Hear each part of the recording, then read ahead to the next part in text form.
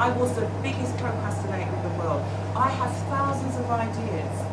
Ken asks, are women left brain or right brain? Well, let me tell you, I live on my right brain in terms of my creativity and my inspiration. Every day I'm flooded with ideas of things to do. But it's no point having ideas if you don't. Action. You've got to sounding very quiet now. If you don't do what? Action. Action. If you don't take action. So the procrastinating is another form of paralysing behaviour that actually stops you from moving forward. Yeah? So a big part of the coaching process is really engaging the person to first of all find out what it is they want and really get some clarity on that. And sometimes that might take a bit of time, and that's okay.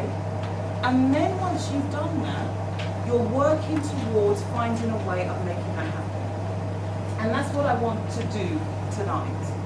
I haven't got a lot of time, so I just wanted to give you this preamble so we can actually do some work. I do not want us to leave here without us doing some work. So what I want to do is just share 4 self-coaching tools that you can use to coach yourself and coach other people, because coaching is not about keeping this information to ourselves. Yeah? If you do that work on yourself, it is going to impact your partner, your family, your friends, your peers, your colleagues, everyone around you. This is something that is going to spread. So it's about having these tools for yourself and having them for other people as well. We're going to do some practice. So we're going to do some coaching with each other. And I'm going to use some particular techniques and tell you why I'm using these techniques. And I'm going to share, as I've been doing already, share some of my insights as a coach and how I've used many of these tools in my own life and in my own work. Very, very quickly, this is my definition of coaching, self-coaching. And I really want to bring this to the fore because in a way, that's where I think I'm going, that's where I am going now with the way in which I'm working with Be Your Own Best Life Coach. I really want to get to a place where people feel confident and comfortable to know what it is they are doing with themselves in terms of applying and using coaching techniques. So my definition of self-coaching is that self-coaching is deep practice. Now I said deep practice for a reason. Deep practice because it is about you doing something. It's not about thinking about it. It's not about saying I haven't got enough time. It's not about saying I can't do it. It's not about saying I've got all this stuff going on in my life. It is about turning up and doing a practice on a regular basis. It's about cultivating a way of being. And that way of being is not something that just happens superficially. Because when we do things superficially, it doesn't have a lasting impact.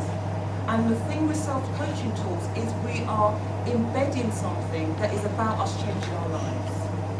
So this deep practice is about bringing a very mindful presence to your being, to your interactions in everything that you do. So it's not about just kind of getting out, you sort of get out of bed, you think, oh my God, I've got work today, oh my God, I've got this to do. You're on the bus. Have you seen people's faces on public transport when you go to work? I'm on the Thames link sometimes. I'm just like, you know what, you lot don't look good. I don't know where you're going, what you're doing, but you don't look good first thing in the morning. Yeah? So this mindful presence is about everything that Ken did just now in terms of our warm-up. It's waking up to yourself, waking up to what you're about. It doesn't mean that life is perfect. It doesn't mean that you're not dealing with challenges, but it means you have a mindfulness. You are present in your body, you are present in your mind, you are present in your soul and your spirit. And that, for me, is so key in how we approach and respond to ourselves. It makes a difference to what we say to ourselves. Is to the saying to myself, having self-sabotaging thoughts, conversations with myself. It's about bringing up more compassion to how you talk to yourself in the morning, the kinds of things you encourage yourself to do, the kinds of things you encourage yourself to try. So it's that purposeful balance between reflecting and taking action.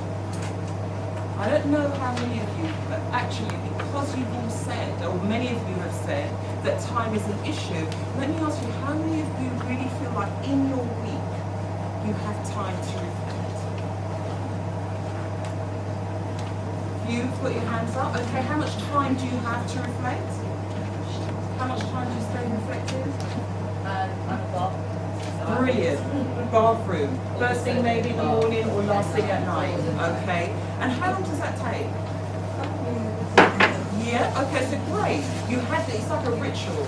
You've got your ritual where you do your reflective. Brilliant. That's at one end of the spectrum. Can I hear from some others who say that they reflect, they have time? Yeah? At night when you're going to bed. Yeah? Does anybody else do it at night when they're going to bed? Yeah, a few more people. So you're taking a little bit more focused, conscious time before you go to bed to think about your day, think about how it's gone. This quality of thinking makes an absolute difference to how you would be with yourself. Reflection is a very important aspect of the coaching process. When people turn up for one-to-one sessions, sometimes they often turn around and say to me, do you know what? It was so good to hear myself talk. It was so good to have this space to think. I didn't realise that I had all of this stuff going on inside of me. That is what reflective thinking does. It gives you that space to connect with what is really going on inside of you. And when we really make that connection with ourselves, it motivates us to make a difference, to do things differently. Because if we're rushing and just responding to life and we're not mindful, we're not present, we're often not making rightful, healthy, divine choices for ourselves. So a big part of coaching is reflection, and through that reflection, you often get to a place of making the right kinds of actions. So if you haven't got a lot of space to reflect, I would encourage you to start thinking about how you actually do that and to do more of it, because it really does make a difference. And lastly, it's the fusion of a determined mind that recognises the gift in letting go. I don't want to spend too much on that last part, but just to say that one of the things that I often find in coaching is that people turn up and they, in the first session, the first parts of our conversations, they are very clear on what they want to achieve. It might be to move up the career ladder, it might be to have more money, it might be to be in a relationship, it might be to be more of a leader, more confident, whatever it is.